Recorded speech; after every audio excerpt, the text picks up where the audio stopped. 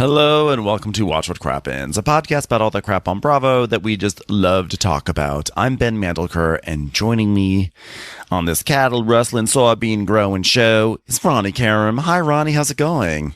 Well, hello. How are you, buddy? I am just dandy. We are here to talk about the premiere-ish season premiere, Bravo premiere, series premiere, but show that already existed. McBee Dynasty today. Before we get into that, just some scheduling updates. We're going on a little July 4th vacay, so we're taking off Thursday, Friday, Monday, and Tuesday. So we're going to throw up some of our we did some episodes that we recorded along the way, some classic episodes when we were on the road. So some people have been like, where are we going to hear those episodes? Well, guess what? You're going to hear them this coming up while we're on break. But that being said, we are going to be on break, so some stuff you won't be able to hear, like not hear, but meaning like we're not going to have a below deck recap next week, etc.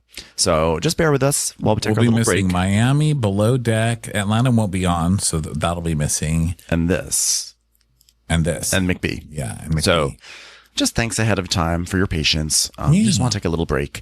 But that being said, we are here today for some McBee Dynasty. Oh, and if you're new to Crappens because you came over from the previous season of McBee or whatever, welcome. We have a Patreon, patreon.com/watchforcrappens, where we offer, usually it's a weekly bonus episode, but right now it's like a lot per week because we're covering Love Island, usually about 3 times per week on Patreon. Also, we do something called Crappens on Demand, where you don't just listen, you can actually watch us. Every episode we do is streamed, and it's available exclusively on Crappens on Demand for a week before we put it onto YouTube. So if you want to get the full Crappens experience, go to patreon.com/watchforcrappens. So we also have like a really wonderful Discord community, which you can get access to through our Patreon. So with that all being said, it is time to dive into McBee Dynasty. So I was aspiring to watch season 1 of the McBee Dynasty leading up to this, but then I thought, you know what? I'm going to watch this like a Bravo viewer, which is I'm going to go into this blind, and I'm just going to go in starting where it's being presented on Bravo. But you, Ronnie, you watched all of season 1 leading up to this, did you not? I did. I watched all of season 1, loved it. I couldn't believe it's coming to Bravo because it's not really a Bravo style show. It's not like Hammer and all of that. It's Cowboys. So I was kind of surprised it was coming to Bravo, but what a trashy, garbagey show. I loved it. I loved the first season. I fell in love with Jesse. What a hottie. Oh my God. What a hottie. Jesse, the longer haired one. He's the long haired one. He's he's the hottest of those brothers. He's so cute.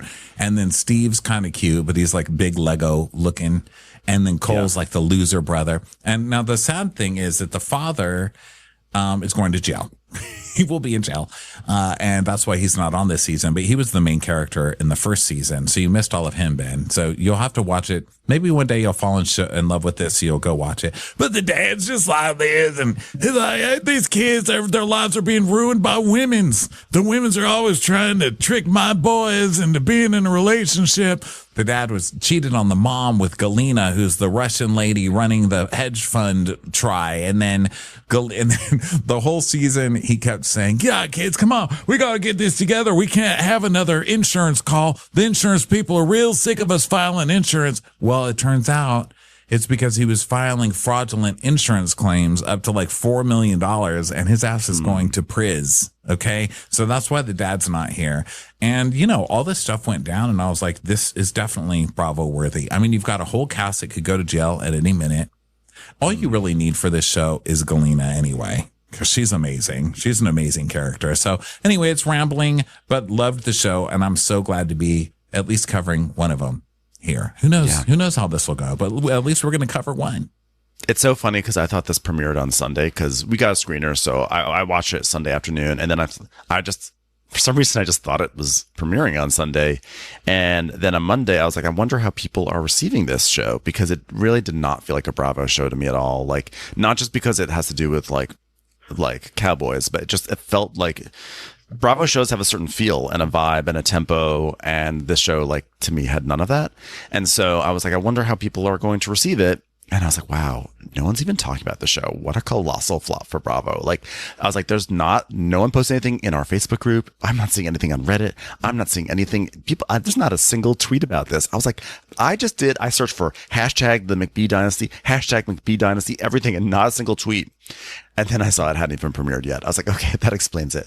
But yes, today I did look, and people are talking about it. But yeah, so why don't we dive in on this crazy new show, but it's a new show. To replace the dad, Steven Sr., he was the one who narrated everything. So they got rid of him. And so now we have his like henchman, the lady who does everything around the farm, Tessa. And the whole part of the first season was her going, boss, you're right. Even though he was always wrong and doing illegal shit and cheating on people. She'd be like, I get what you're coming for, boss. I get what you're coming from. Man, well, let's take care of the children. Because that's what she calls all these grown men. So now the new narrator is Tessa.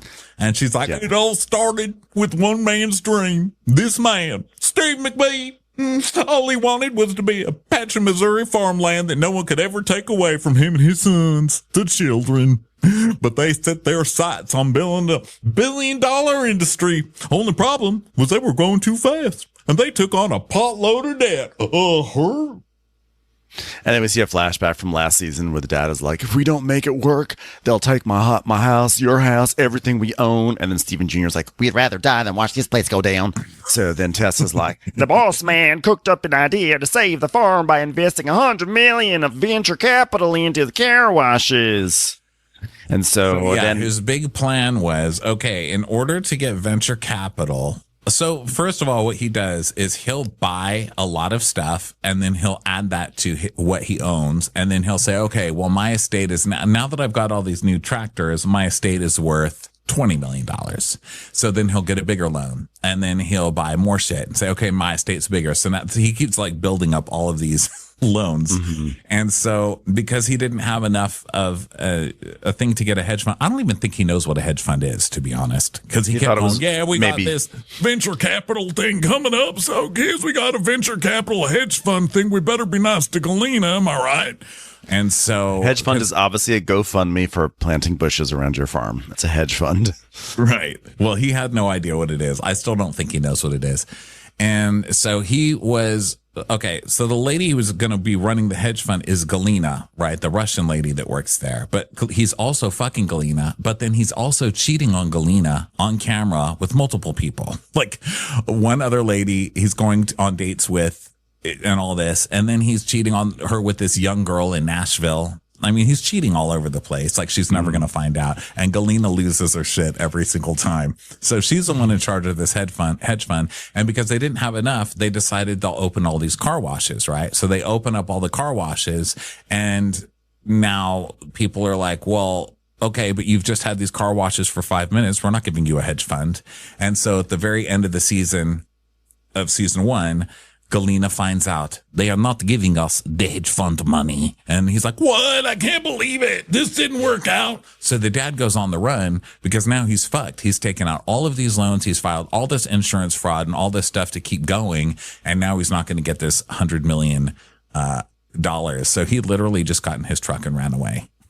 Wow.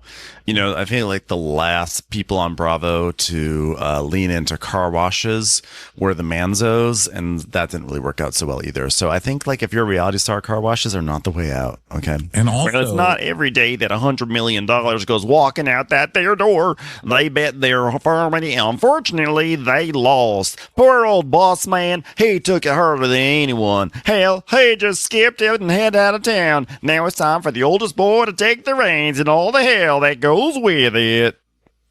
Yeah, also the other people that really jumped into car washes was Breaking Bad to launder all the drug money. So that's the first thing I thought when I saw the car washes. Yeah. I was like, guys, this has been done, and we all know it's a criminal enterprise. Okay? So we know.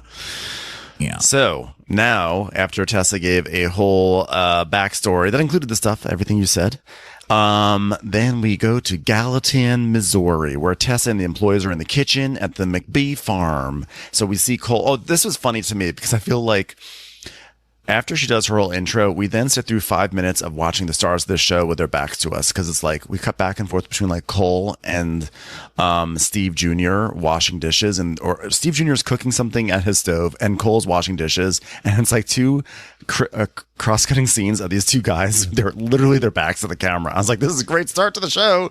Love this. Excited to meet the stars here. It's reality. So Cole's the youngest brother, and he's the biggest loser. Like, he's really dumb and he's not hot, right? Because the other two brothers are hot as fuck. Like, one of them's from Joe Millionaire, that's Steve.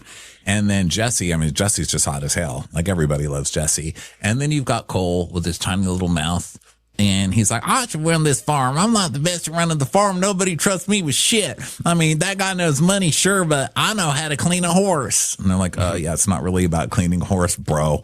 And so he's always trying to undermine his brothers, but he's the biggest loser. And so he went off and like gained a ton of weight. And I don't know, he had one of the biggest season 2 changes, but he's also the biggest shithead. So it's kind of nice to see him not doing great. There's like a dust up about how he was on Twitter throwing around the F word for years and years.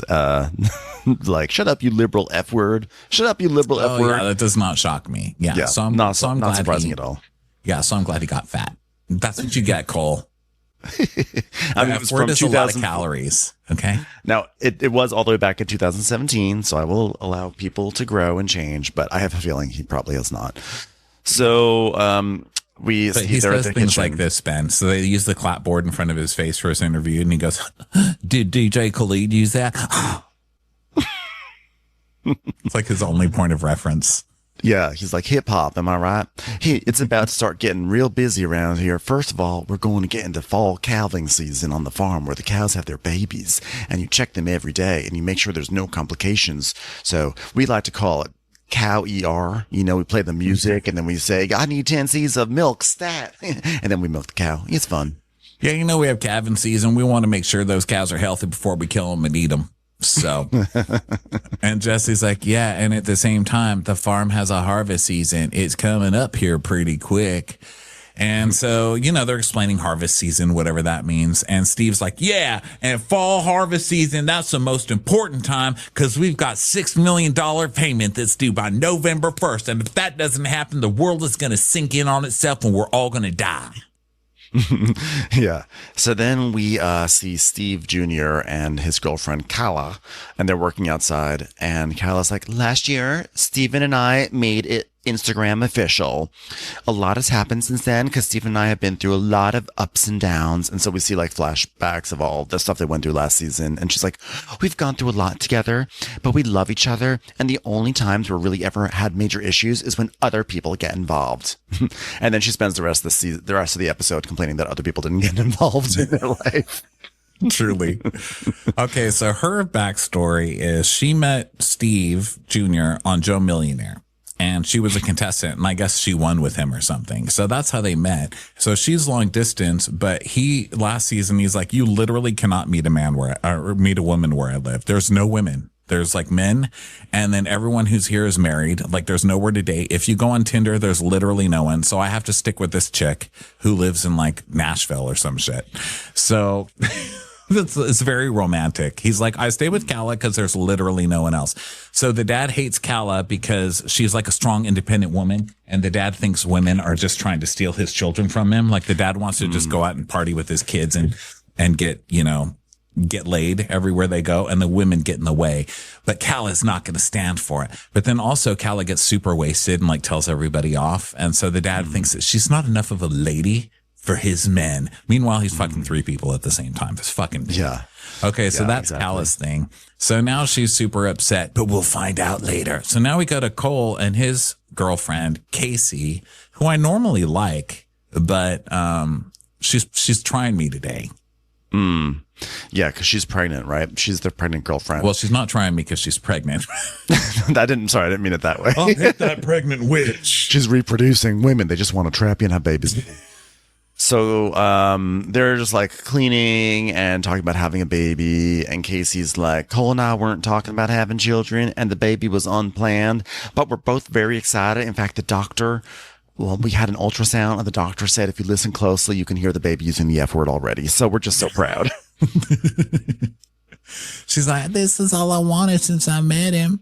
But, ever since I met him, I knew I loved him. Casey, you are such a fucking liar. That is not true. She told the story of when they met last time. They met with a group of friends and he was kind of a wuss and didn't do anything. And then they saw each other a few months later and like he made a move or something. But it was never like, I just knew I always loved him. But now she's pregnant, so she's changed her story. She's like, it's a love story for the ages. So Cole's saying, yeah, but you'll be doing most of the feeding though, and the last few weeks they've been really filling up. I think something looks a little different. She's like, free boob job. He's like, no, I was talking about the cows. It's calving season coming up. I think they're gonna have a bunch of calves. Can't we just latch that baby onto a cow and watch it go?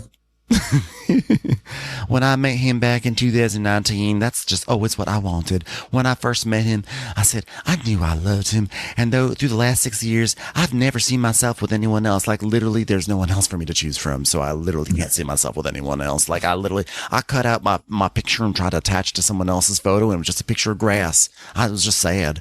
So it just took us a long time to figure it out. That's all.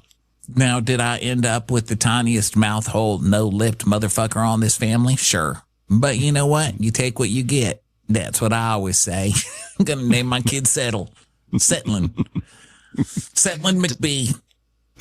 Does he sort of look like Meryl Streep doing some sort of very strange farm role? Perhaps, but I kind of think that's attractive. He's like, yeah.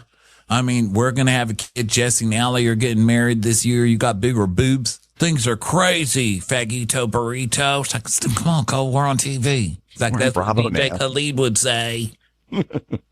So now we go over to Jesse and his fiancée, Allie. They're bringing in horses, and Jesse's like, what do you have going on this week? She's like, dress fitting for the wedding? Oh, yeah. Have our invites been sent out? No. Do you have Cal on the list? I don't know. Yeah, so this is very much this couple not even having wedding invites. I believe that. So we go back to Stephen Jr. He's cooking eggs in his towel. And Kella is there in the kitchen with him. And he's like, I'm excited for this barbecue. We're going to play volleyball, swim in a lake, have fun. And it's important because we run this town, and it's important to keep the town not resentful at us because, if they are, then we're not going to be able to pay that $6 million. Everything's going to fold in on itself. We're all going to die. She's like, oh my God. He's like, you going to talk to the girls? And she's like, I don't know.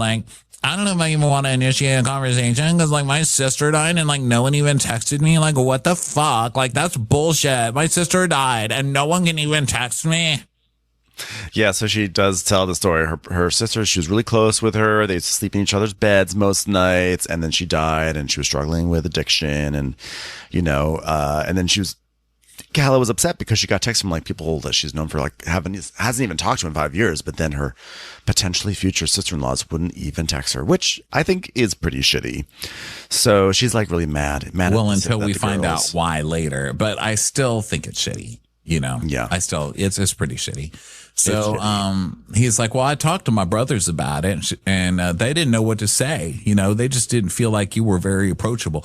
It's very important. If you want people to be there for you when your sister dies, you need to be a more approachable person about it. Yeah. Okay. If you want to be hugged, you need to be huggable, Kella. Okay. This is your fault. And then we go back to Jesse and Allie, and Jesse's like, well, I do regret not texting her. I wish we would have now. And Allie's like, I agree. She's like, yeah. He's like, yeah, looking back on it, I thought it was the right thing to just stay out of it because I didn't think she'd want to hear from us, She's like, yeah.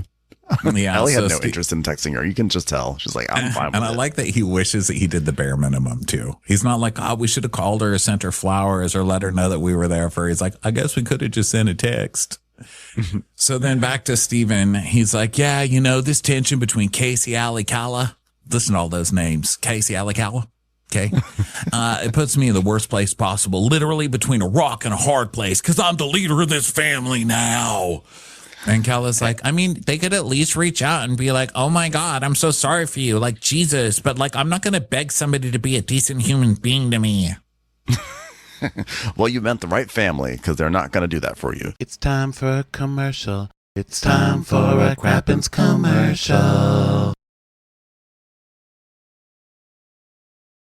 Now we go back to Cole and Casey. Now they're feeding baby cows. And Casey's like, they're getting big. Do you think our baby will eat this fast? He's like, I don't know. Hey, Dixie down the bottle. Look at that thing. It's already gone. Huh. Hey, so Kella, you haven't talked to Kella yet, have you? She's like, no. And I wouldn't go out of my way to be rude to her or not talk to her. But the last thing that we knew is that they were broken up and she moved back to Texas. So Stephen told us not to speak to her anymore.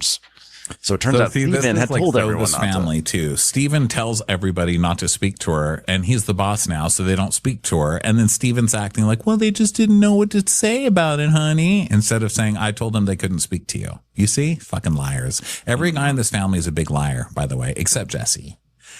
So then back to Cole, he's like, yeah, I mean, at the end of the day, you ain't DJ Khalid if you're not DJ Khalid. Am I right? And it's up to you to do what you want to do. I'm not going to support you, obviously, and our kid, but I do want to keep my relationship with my brother. So you better make up with Kalla. Okay. You better do it. Well, I never asked you not to do that. Why are you saying that? It's like, well, do what you want. It's like, but wait, I said a million times I've fixed things, and I never said anything mean. I never came at either of them before. Now you want to make me feel like this. Why are you doing this to me? He's like, now I know you haven't said that. It's like, I know, but you act like I'm the one that's doing it. You're the one's making me feel bad. Yeah, because of course these fucking guys are like, hey, Steven doesn't want you calling Kalla, so don't do it. And they're like, okay. And then the second Kalla's back in the picture, they're like, man, the girls are bitches, aren't they? God, let's blame it all on the girls. Yeah, and then he's like, yeah, I just don't want to lose my relationship with my brother because you didn't text Kalla. And she's like, but wait, I didn't. You told me not to text her.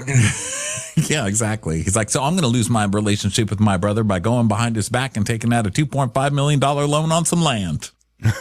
He's like, look, you did nothing wrong, and I don't want you to get stressed out like this. You're a woman, okay? You don't understand things in life. That is your role. And it's just a bunch of dumb drama. It's like women drama, honestly, if you think about it, but it's between the men, which is strange. And it's really because they break up all the time, and they can't fix their own relationship. Cows are for milking, not for fighting. Okay, honey? It's like I always say. It's like, she's got really bad pregnancy hormones because the first year Casey said nothing. I think she would be like, hey, Kalla told us that Steve gives her like $10,000 at a time. Y'all better start giving us some money. But other than that, she really never said anything. And this is the most lines she's ever had in a row. Like, I can't believe you're doing this to me. Say, honey, please sit down. So then we go to the McBee car wash. And we get to see my favorite character, Galina. Yes. So Steve is like, good morning, everybody. Obviously, we're about to start harvesting everything, so let's get right to it. She's like, yes. Yeah. I'm like literally starting to have panic attack over our yields. I'm having panic attack over yield. Okay? I go to bed, I think yield. I wake up in the morning, I think yield. I cannot go to the bathroom without thinking yield.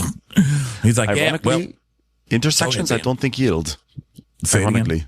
Intersections, I don't think yield. All right, everyone. Well, in the financial state of the farm, we are leveraged out. We got close to $7 million in debt between payroll, meat facility, seed fertilizer, fulfillment center, moisturizer, vehicles, fuel, repair, cattle, utility, towels, insurance, little cute, seasonal decorations that you get at Target from the Joanna Gaines section. Bought a lot of those. Medicine, attorney. Wow, it all keeps me up at night. Okay, we could lose our entire company immediately. Here's what we're going to focus on. Meat. That's it. Meat. I'm letting go of thousands of acres. Ranching is at an all-time high for cattle prices, and that's where we need to be going. Meat. So then we go to Jesse, Cole, and Jake, who's a farmhand, who I think is a meth head. I'm not sure. So then Jake's like, we get... No one alleged that. I'm just going off face. So okay. Jake's like, we get big bad Steven up here instead of at the gym. Look at that. Someone's coming to work instead of working out. Wow. Big brother, look at him coming to work. Are you sure? Are you sure you don't want to do some squats, big boy? And Cole's like, well, he's too busy to work. Don't you know? He's got to get his lifts in. He can't be building fences on the farm, right? It's like, well, boys, I got news for you. I think he dropped a big chunk of the farm. We already dropped Weller and Milan and Maysville and Mercer Miller and Malum and Watermelon. Watermelon County dropped. And I'm assuming you probably are not aware of that yet, are you, Cole? And Cole's like, well, yeah, Steven's plan ain't as bulletproof as what he thinks. you guys, he's selling off the stuff because your dad filed fake insurance claims and you have to pay back the government. I love that they're that all of them are like money. fucking Steven and his working out and his hotness. He's just out to ruin us all. So we see a flashback of all the brothers in the office, and Steven's just like yelling at them. He's like, the plan to escape here is we're going to call it Get the Fuck Out of Farming, and we're going to focus on the meat company and the cattle. And I know that there's going to be growing pains. I know it, but we're getting the fuck out of farming. And you can believe me, guys, because I've got a whiteboard. The whiteboard. Look, I'm writing this down. Fuck farming. Okay? I'm circling it and making a pyramid. What does it mean? Nobody knows, but meat. Okay. We have a plan because I've drawn a very simplistic bar graph. Okay, first bar shows like smiley faces, how happy we are. Second bar shows pecan pies. How many pecan pies are we going to make for Thanksgiving? Third bar, debt. Notice it's down. It's the negative one. That says we owe $7 million. So now we got a plan. That bar chart was so fucking funny. He's like, look, this is us doing good. Happiness. Whoa, doing bad. It's all the way down. You understand now? $7 million in debt. It's below the line. See, that's bad. So that's closer to hell. Yeah, back to the car wash. Steven's like, yeah, I mean, our payments for all the loans we got, I mean, by the end of the year, we need to have $6 million in the banks by November. And Galina goes, oh yeah, a minimum of that, you know, and the crop prices, they suck. And, you know, the thing is with cattle operation, we're not trapped into regulated price. We can charge based on our quality. You know, you have a prettier cow, it goes much better than for ugly cow. That's just it. So I say we give lip injections to the cows. We calla up the cows. We can make more money. That's just it. It's simple math. Yeah, Galina is part owner for all of our companies because of everything she does on the financial side. I need her now more than ever because, you know, crop prices are crap. We should just call them crap prices. So then we go back to Cole and he's like, oh yeah, boss Steven, greatest thing on life to run everything. He knows everything. Steven just sees numbers. If we're up to him and there was money somewhere else, he would get rid of the farm in a heartbeat. It's like, well, the farm's set at $6 million in debt. So yeah, I think that sounds like a pretty good idea. Maybe get rid of this farm. Why, Steven thinks he can run a business by only thinking about numbers? Yeah, stupid. I think he's supposed to be thinking about. So then Tessa pulls up her truck to Steve's house, Steve Sr.'s house. This is the dad's house. So now we see Masha, who's this new blonde, and she's driving a Porsche, which they are sure to get 5 close-ups of different angles of the Porsche logo on this car. And so Tessa's like, whoa, I'm going to put this as kindly as I can. Boss man, he traded in last year's model for a new one. Tessa's loving this, by the way. Yes, she is really loving it. And so Masha's like, hello, Tessa. And she's like, now this is not the place to wear heels. You got to take those heels off, Russian City lady. And she's like, no, I know. I noticed that. Gravel. It's very strange. So Tessa's like, I mean, I started to laugh, but it's just you can't make this stuff up. So she brings Masha into this house. This is Steve Sr.'s house, his big house. And she's like, I can't believe you're coming to the farm in this attire. You're going to ruin them meals in 2.5 seconds. Now, the boss is out of town, and he said I was supposed to bring you in here. So here's the key. Here's the key to the house. Now, you understand there's a light switch to turn the lights on and off. You turn it up to turn it on and down to turn it off. You understand that? Masha's like, yes, I've been in the house before. I understand the light switch. Child, I hope you know what you're doing coming up in here. This is dangerous territory here where you could die looking like that in this house, goddamn idiot woman. And so the producer's like, okay, well, tell us who this Masha is. Is she the Galina replacement? She goes, damn straight. The Russian thing's been, new. It's not new, I mean, this is the second one in a row. Well, you got just a bus of Russians coming over here. Okay, look, this is how it looks most of the time. This is the kitchen. Gunner ain't potty trained. He's a bad child. You're a bad child. If Gunner gives you any problem, just threaten to put him down or something, kick him outside. Here's how it is. Here's the sink. It turns on with a knob. Do you know how knobs work, Misha? She's like, I understand how things work.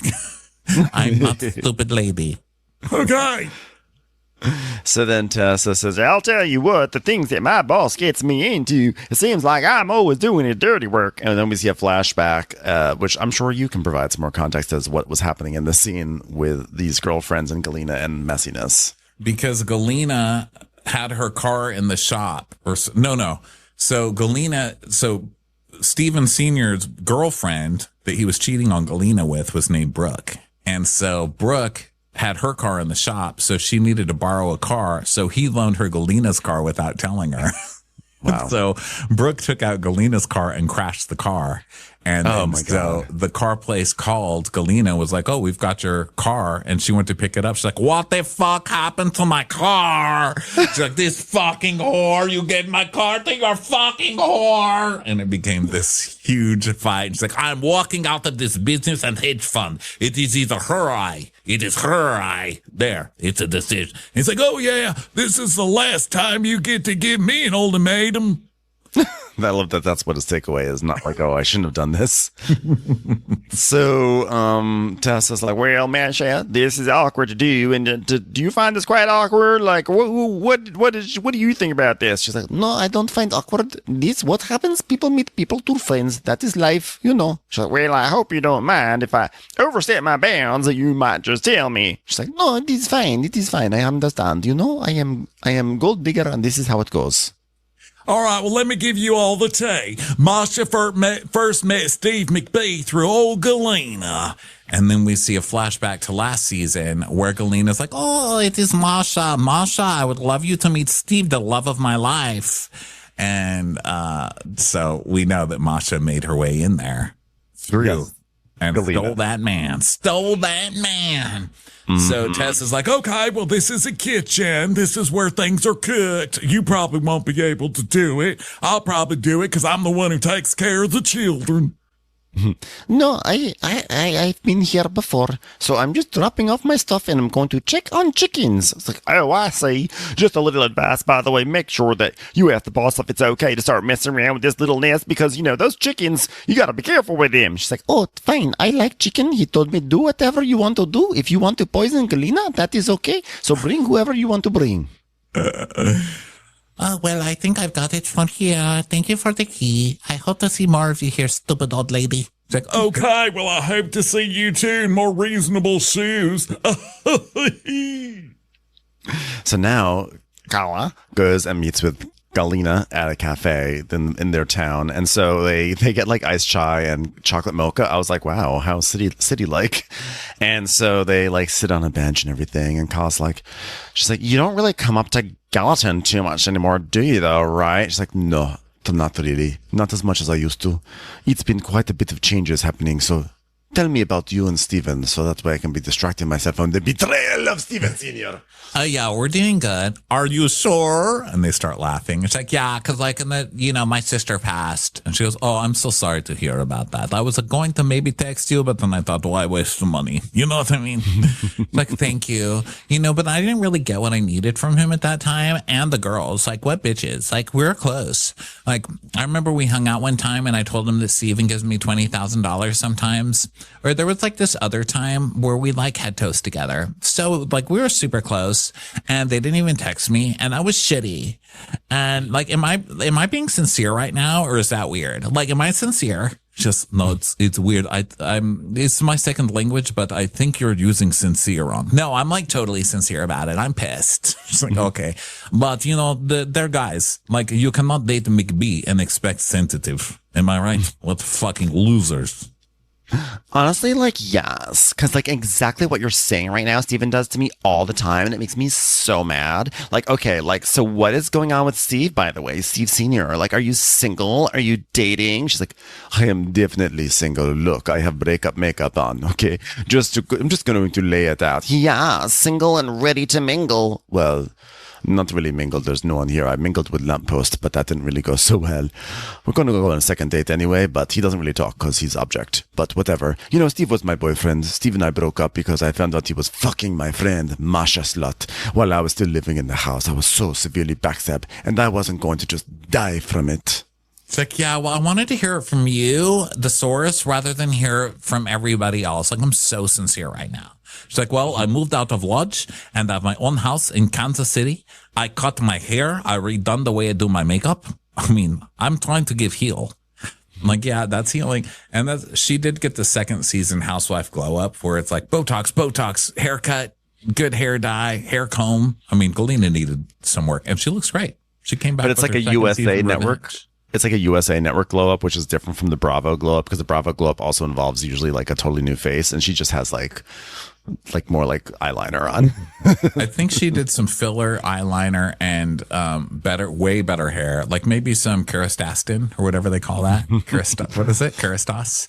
And Kerastase, yes, eyeliner, whatever. a lot of eyeliner. She got the Lisa Barlow treatment. Yeah. So Kella's like, well, I knew after you had already moved into the new house. I think like we went over for dinner or something and Masha was there without you. And I was like, that's weird. I'm so sincere about that. Everybody thought it was like very fucked up. Did anyone text you about it? Because no one texted me. Did you know that anything about it while it was happening? Like she literally just like snuck in. She's like, oh yes, she did. And she was like the biggest freaking backstabber ever. So Galina says how like Masha started reaching out to me and I'm like, oh my gosh, somebody from home country that can speak my language. We had something, I thought, in common. Yeah, they met 13 years ago and were each other's only Russian friends in this town. And Masha came in and snaked the man. And it's cold because you see the clips of her being like, oh, Masha, I'm so good to meet you. And Masha's like, hello, it's so good to only be friends and be completely respectful in situation. I mean, ultimately, obviously, it's Steve Senior's fault, but this is still super shitty of this Masha chick. Yeah, it really is. So then Kella's like, yeah, she's a steak. And she goes, gold digger whore has her moves. Everything so sneaky behind back. They were laying straight to my face. They were lying straight to my face.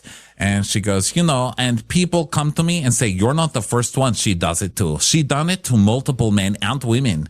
She befriend woman. She pretends she knows her language and then she go after man. This is her way to support herself. And Kella's like, yeah, that's disgusting. Yeah, well, you know what she told Steve? She's taking entire summer off to focus on him. Oh, ridiculous. I'd be on trip and she'd be like, oh, can I come to Lodge? And I'd be like, well, that's weird. I'm not there, but I trust you. I literally said the exact words, I trust you. I wish I had said, I trust you, bitch, slut, fucking whore. I would never do that to other women, ever. Ever would I do that. And then Kella goes, yeah. I think that Galina has amnesia because, you were the other woman. Like, you did the exact same thing to Christy McBee. Like, they had children involved, too. That's fucked up, too. I didn't know this, that Galina knew Christy, the first wife, and, befriended her, I guess, and then snaked the man away. God, Steven's such a pig, too. She goes, I mean, Galina's situation is more fucked up than the Masha and Galina situation. But she doesn't say that because she's not a total idiot. Yeah, she's like, I think that Masha's staying up at the lodge, so I just want to make sure that you're aware of that so you guys don't run into each other. She's like, yes, no, of course. Thank you for letting me know that. I will absolutely not go to the lodge to see her. I will not do that at all. I'm not furious at all. I have no feeling about this. Nothing. I need to go to the restroom. I will be right back. She gets up and walks off, and Kella goes, you guys, do you think she's going to leave? Just see Galina jump in her car and speed the fuck out of there. And she gets on the phone. She's like, you motherfucker, you will die in sleep. Okay? I found out you're a little whore. Your whore is here. This fucking gold digging whore has balls to show up again. You don't give a fuck. I hope this fucking whore goes to hell. Okay? I'll give her that much. This cheap whore got some ball, but no brain. If you are satisfied with your message, press 1. Oh, sorry. The mailbox is full and cannot accept. Unfortunately, Masha has filled up her mailbox with messages from Steve, the person who used to bang. Commercials. Here comes one right now. Then we go back over to Steve Jr. He's arriving at the offices on the farm. And Galina is there. This is a whole other scene. And he's like, hey, Galina, what are you up to? She's like, oh, perfect timing. She's like, yeah, well, you look nice. Did you just come from the car wash? She's like, no, but that's not what I'm worried about right now. She's like, well, what do you got? She's like, well, I think you need to look at this. And it's basically documents about Masha's car. And he's like, is this about Masha? He's like, yeah, whatever. Just another whore's name. I don't even track all the names of them, whatever her name is. He's like, wait, what is this? $7,000 for her car? $7,000 in damage? What happened to her car? Hood, front door, rear lamp, rear bumper? And we see pictures of Masha's car, which has mysteriously just been, someone went to that lodge and beat up Masha's car. I was laughing so hard at this part. I was cheering in my house. I was like, yes, Galina. And Steven's just looking at her. She's like, I don't know what happened. It's crazy. This lady's car, I guess we have to pay for it now. What a whore, right? And he's like, did you do this? She's like, nope. He's like, nope. I know Galina, and I can see that look in her eye. They look crazy. And that's when all bets are off. And she does have those like little shining eyes. She's like, nope, no idea what happened to car. I don't know. No, I don't know. It took a Louisville Slugger with both hands on, but not to car. Just played baseball with it. And he's like, well, I would say the odds are, I don't know, 0.11% that this is true. Because I've seen Galina react to the other woman my dad's dated, and then we see a clip of the other one. This whore crashed my Escalade. Yeah, it was 100% Galina without a doubt. Seems like this has been a lost story from my dad, where he goes in, Captain Chaos, causes an absolute mess of things, and then I just have to follow behind him and pick up the pieces. And I've got so much going on right now that just trying to keep the damn farm and ranch alive. God, this has been shit. Oh my God, Galina, can you just put down that slugger? That was not her pulling into the parking lot. Please put down that bat. What are you talking about? Can we just erase those Carrie Underwood MP3s from her phone, please? It's giving her too many ideas. So Steven's driving now, and the office manager calls him. It's like, hey, Steven, how are you? So I just wanted to call and let you know that the lease is finalized on that ground up on Highway 69. He's like, what lease? Oh, the one right across from the road from Cox. It's brand new ground, like 237 acres that Cole was working on. Don't you? Cole, Cole, your brother. Didn't he tell you about it? First of all, this is not New York City or Los Angeles. We don't allow Cox around here. Okay. So I don't even know what you're talking about. So how do you run a business and you don't know that someone is taking out money to sign a lease on a huge farm? Like, that's crazy. He needs to pay more attention. Yeah, exactly. So then Cole is at like a farm. So Steven shows up, and then they're like, okay, we're going to have a fight, and this won't be scripted at all. Okay, now let's start our fight. So Steven comes in. He's like, Cole, did you sign a fucking lease without me? I am angry. And Cole's like, yeah, I did. I signed a damn good lease. I'm angry too. Yeah, well, you think you're a big boy now? You want to cut that check? I'm still angry, doing a good job being angry, and this is genuine anger right now.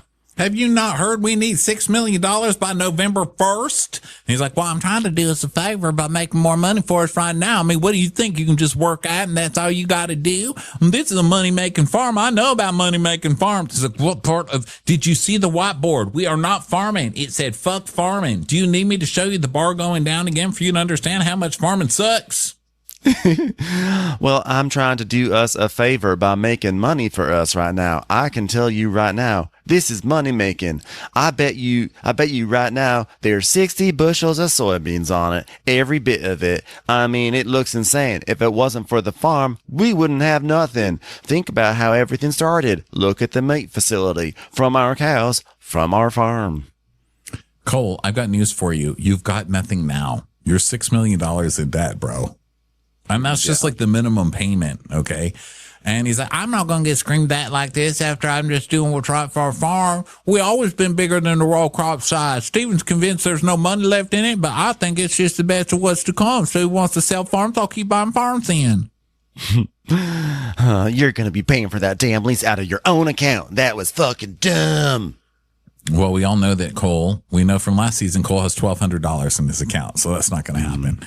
So Cole's like, well, I do it every day. And Dad told me to have more confidence in myself. And then we see a clip from last year where Steve Sr. is like, hey, you need to have more confidence in yourself. I mean, sure, you're kind of a loser and nobody believes in you because you suck at most things you do. But you should really trust your instincts, Cole. So, yes, the brothers are mad at each other. And then we cut to Tessa just being like, Amazing Grace, how sweet. Oh, it's a tractor.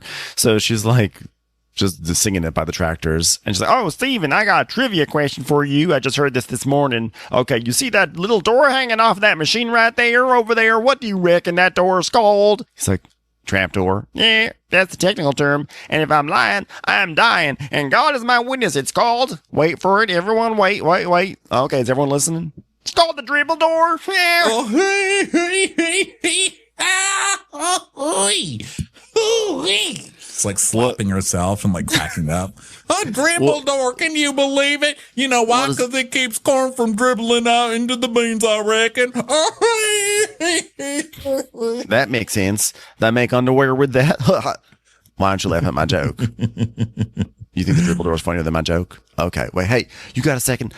Wait, hold on one second. Let me get into character. I'm pissed as hell. Sorry, I forgot I was angry. I just had a very real angry scene with my brother. So he's like, can you believe Cole signed a new lease deal? It's a little bit of a bombshell. I even showed him a whiteboard. I mean, what the heck? Like, well, you're upset, but you know he's a boy, and we're not allowed to be a boy, mad at boys in this family. You just gotta love him, because Cole's just trying his best to get his, something good going on. So you just gotta love him. You gotta be a good brother to him. But we can't just drop acres over here and over there because our expenses are locked in for like 2, 3, 5 years. So how do I know he's even looking at when the leases expire? I mean, when we can drop land over here to pick this up, we can't do that. She's like, yeah, I would have thought surely he would have checked on them. Can we talk a little bit more about the dribble door? I wasn't quite done with that discussion yet. Well, Cole's got such a tiny mouth, and he doesn't got any lips, and he's always looked up to you, and I'm sure he was just trying to make you proud. I'm sure he was, okay? You've just been so wonderful with them boys. Y'all know how to use the sink, thanks to me, okay? You watch over him. You bring him through the good and the bad. I know your heart. I know it. Be good to your brother. Be good to him. She just is like, I'm just going to cry till this guy gets out of my face and I can go back to laughing at the dribble door. So she's like, those boys working together sometimes like oil and water. And I guess I'm the impartial judge because I love oil and water together. You ever put it on a salad? Of course you don't. That's for gay folk. Anyway, they don't. I love them equally. And I could no more choosing than nothing, whatever. I want that dribble door.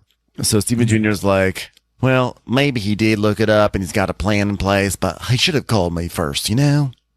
Well, you gotta remember that you've got a penis and he's got a penis, so you've got a mutual enemy, vaginas. Concentrate on that. By the way, if I told you, I'm sorry for having a vagina. I'm so sorry. I mean, 300 acres row crops times $200 an acre. Can you do that math? 18. Yeah. I can't do it either. And all I know is that we're really expensive. I'm just going to say it's a $60,000 mistake.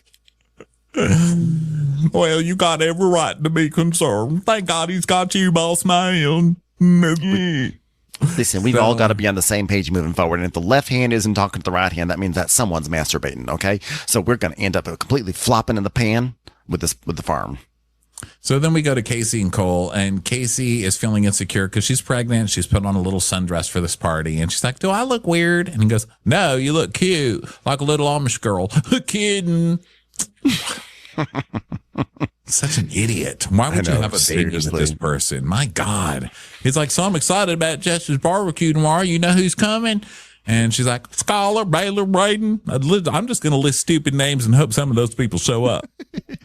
Scholar, Baylor, Braden, Dayton, Shooting, Putin, Blacken, Newton.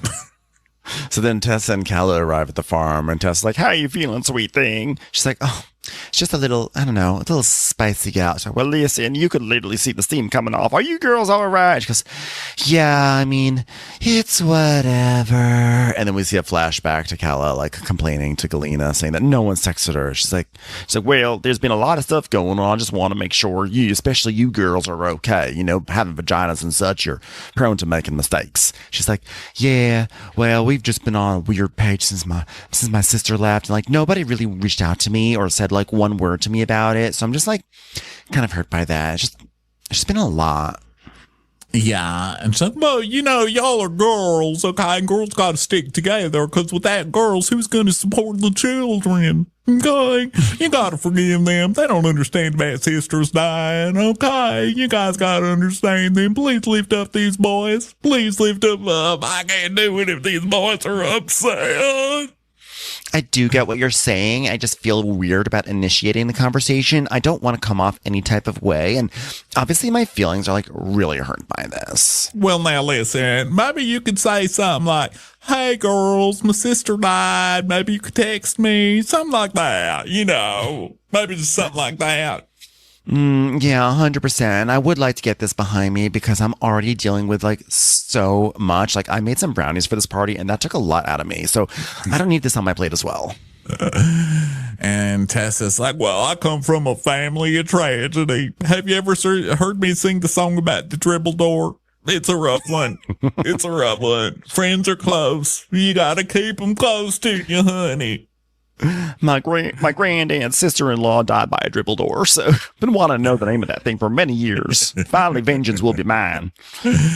So she's like, yeah, like 100%. We should sit and talk about it. But like I'm already dealing with so much. Like I don't need this on my plate as well. So now we go to Jesse and Allie's farmhouse, and they're opening up some frozen French fries, put in the air fryer, basically. But it comes with seasoning, so it has green stuff on it. They're like, "What's that? That's gross. It looks like spinach."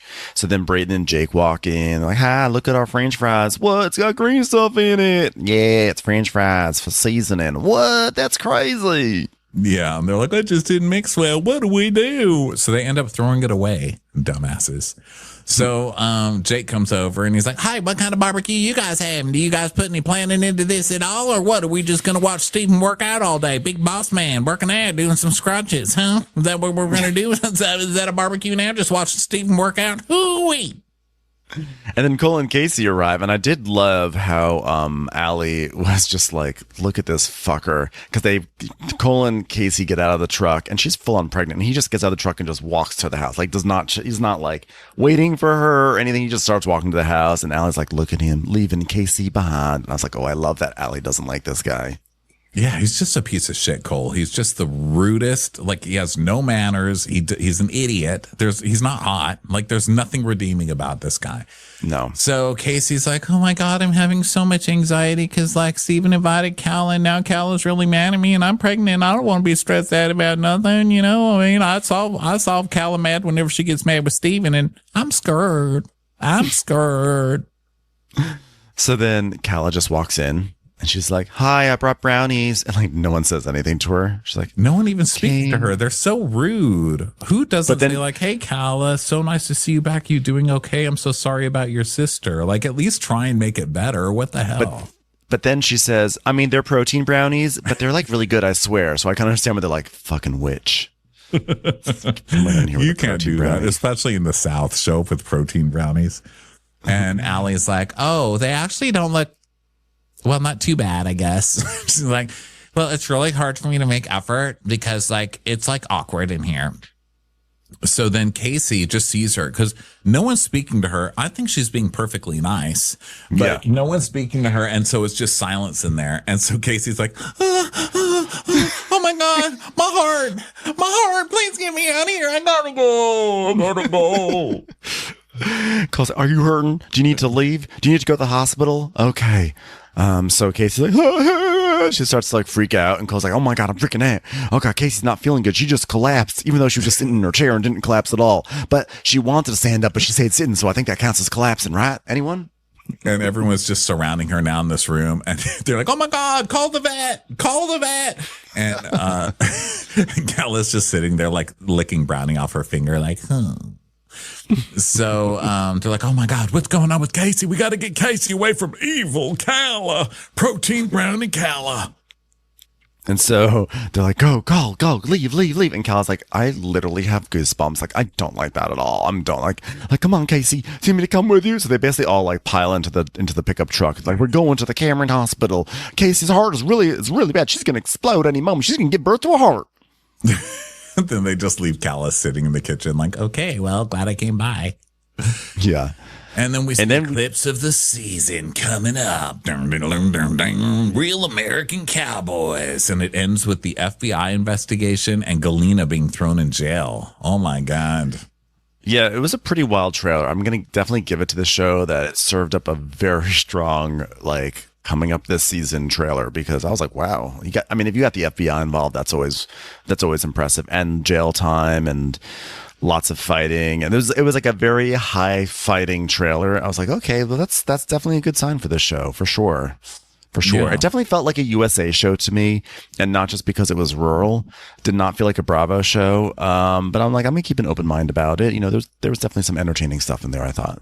Yeah, I'm interested to see what people think of it and how long it'll last. Because I think people are going to like it. I feel like it's going to be a hit. Bravo put in a huge amount of marketing into this. They did they literally created a whole show of like McBee Dynasty watch parties where they gathered all their talent to watch it. I mean, God forbid they put any of those resources into Real Housewives of Miami, a show that really deserves some sort of marketing budget. But I think that they really did. They've done a big push, and the show already does have an audience. And I think it's gonna be one of those things where we're all gonna be. Well, you've already watched the first season, so you're hooked. But I think for the rest of us, it's gonna be like, I don't want to watch this show that's clearly for the USA that they're just gonna wedge onto Bravo. It's not right. But I think we're all gonna get hooked. So I'm anticipating it, and I'm just gonna be chill about it and go along for the ride. Yeah, I mean, you never know. I mean, some shows that have taken off on Bravo, I never thought were Bravo type shows. Below Deck, Southern Charm, still weird. Below Deck, does so well on Bravo. So 100%. Vanderpump Rules. Remember, we hated that at first. So like, get this show off our TV. But I'm like, in terms of like shows where I've had like not an amazing like initial reaction off of it, like this one's far better than like Vanderpump Villa is like that continues to be what I judge them all against. Like, is it better than Vanderpump Villa? Much better. So I remember the one that you hated the most out of every show. I think one of the only ones that you've ever said, no, we're not fucking covering this. Because usually that's me who's like, no, I'm not doing it. But there was only one that you did that to, and it was that one about the mom group in like Santa Monica, and they would like get together and have mom meetings and stuff. And it was they were trying so hard, and you were just like, oh hell no to this show. I will not do it. I did not like that one. I think in retrospect, I may have been too harsh on that one. I also remember really outright rejecting, we both did, a show that Bravo tried to do called Lol Work, which was worse than you could ever. That's probably the very worst show that Bravo ever aired, was Lol Work. That was just the stupidest idea. Yeah, you never know. I was just watching it because I was watching this one because I had to put together furniture one weekend, and that's so hard, and so I just needed something mindless. So I thought, I'll just check out this McBee thing. And at first I was like, we're never going to cover. There's no way, A, that Ben will cover this. And then B, I don't want to cover this either, really. I think we're going to agree that this sucks. But then as it started going on, I was like, oh, I can see the Bravo in it. And that they're fighting over millions of dollars first. So there is money there, even if it's fake and they don't really have it, which is very Housewives, right? And then the other thing was that the men are such assholes on it. Yeah. Which is very like Southern Charm and Summer House, where you're always like kind of rooting against the men. So I think that it has that, boys will be boys and boys just can't grow up and commit. It's got that thing going for it. But I don't know. I ended up really loving it, but mostly because of Galina and Steven Sr., who's just clearly, even before all this stuff came out, or that I knew about this stuff, he's clearly a criminal. And all of this stuff about, oh, we keep calling insurance, we can't call insurance anymore. I'm like, here, it's total fraud.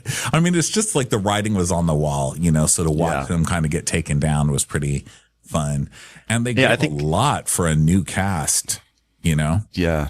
I think that it'd be interesting to see what Bravo does with it. I almost wonder, are they going to slowly transition the show into more of a Bravo tone? Because like Bravo is more than just like showing luxury. There's a certain way that they just present their shows that's almost hard to describe, but like you can tell the difference between a show that airs on like A&E versus Bravo versus USA versus E. There's like a different aesthetic, a different pacing, a different way of doing the editing.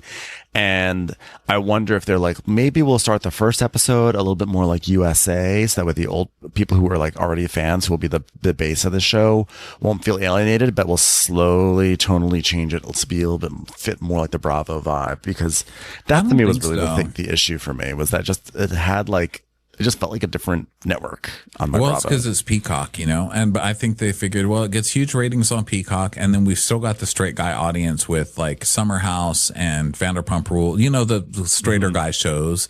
And so they're like, we'll just play to that audience, So I don't know that they'll Bravo it up. I think it's pretty good as it is, honestly. And look, we're already getting mail like this. We just got this email, just came in. Hey, loves, listen to y'all every day. All I have to say is fuck Steven Jr. He's such a cocksucker. I wonder if he realizes how much of an asshole he acts like. Also, on the first episode of the second season, he doesn't even know what certain parts of a tractor are. I couldn't stop laughing. He's not a farm boy. Love. Wow. Well, people are already feeling things. So I guess there's that. Yeah, we'll see how it goes. Bravo's trying all sorts of new things. They've also got, what's it called? Queen's Court that's coming out. That's like they're doing more dating stuff, probably in the wake of Love Hotel, etc. So Bravo is definitely trying to expand its horizons for sure. Yeah. All right. Well, we'll see. We will be back not next week with this, but the following week we'll probably try McBee again, see how it goes. Let us know what you think. Do you even want us to cover it? Tell us what you think, guys. Yeah. We'll listen. And thanks so much. We will talk to you tomorrow. Bye, everyone. Watch What Crappens would like to thank its premium sponsors. Ain't no thing like Allison King. Our way is the Amber way. It's the Foster and the Furious. It's Amanda Foster. She can run my country. It's Angie McGovern. It's always automatic with Ashley Auto. Put your hands together for Carly Clapp. Get on the right foot with Chrissy Offit. We never miss her call. It's Diane Call. Aaron McNicholas. She don't miss no trickolas. Hava Nagila Weber. You'll never hide from Heidi Eleanor Jones. I go, you go, we all go for Hugo. Jamie. She has no last namey. She's our kind of mess. It's Jennifer Messer. Sipped some scotch with Jessica Trotch. She's our favorite streamer, Caroline Peacock. She gets an A. It's Kelly B. Kristen the Piston Anderson. Get a bee in your bonnet with Lacey B. Que sera, whatever will be, will Lauren Silsby. Bringing the funk, it's Leslie Plunkett. She gets an A from us. It's Lindsay D. Let's give a kisserino to Lisa Lino. Fresh as a daisy, it's Maisie McHenry. We love her on the rocks. It's Melissa Cox. Megan Berg. You can't have a burger without the Berg. This is Livin' with Michelle Vivian. I love ya, Olivia Williamson. Tastier than Flanderson, it's Rachel Manderson. She sure is swell. It's Raquel. Yes, we canna, it's Savannah. Cast a spell with Shannon Spellman. Let's share with Sharon Eldridge. The Bay Area Betches. And our super premium sponsors. She's VVIP, it's Amanda V. Can't lose when you're with Amy Baldwin. Somebody get us 10 cc's of Betsy MD. We're taking the gold with Brenda Silva. Let's get real with Caitlin O'Neill. Don't get salty with Christine Pepper. Can't have a meal without the Emily Sides. Let's go into the woods with Guy Tubbs. Who, what, why, where, and Gwen Pentland. It's our queen. It's Queen Laifah. Nobody holds a candle to Jamie Kendall. Hail the Cork Master, the Master of the Cork, Jennifer Corcoran. We got our wish, it's Jen Plish. She's not harsh, she's Jill Hirsch. She's a little bit loony, Junie. Knock, knock, knocking on Katie Manock's door. My favorite Murdo, Karen McMurdo. We love him madly, it's Kyle Pod Shadley. In the study with a candlestick, it's Leslie Peacock. We're ride or die for Lisa Ryder Barron. She's a whiz, it's Liz Sarthy. Always killing it, it's Lola Alkalani. The incredible edible Matthews sisters. She eases our woes, it's Melissa St. Rose. We're on the floor with Molly Dorset. There's a chance of meatballs, it's Rebecca Cloud. She's the queen bee, it's Sarah Lemke. We cannot tell a lie, it's Sarah Telefson. Shannon, out of a cannon, Anthony. Come on, shake your body, baby, do the Sydney Congdon. Let's take off with Tamla Plain. It's always a good time when you're wasting time with Bravo. She ain't no shrinking Violet Kuchar. We love you guys.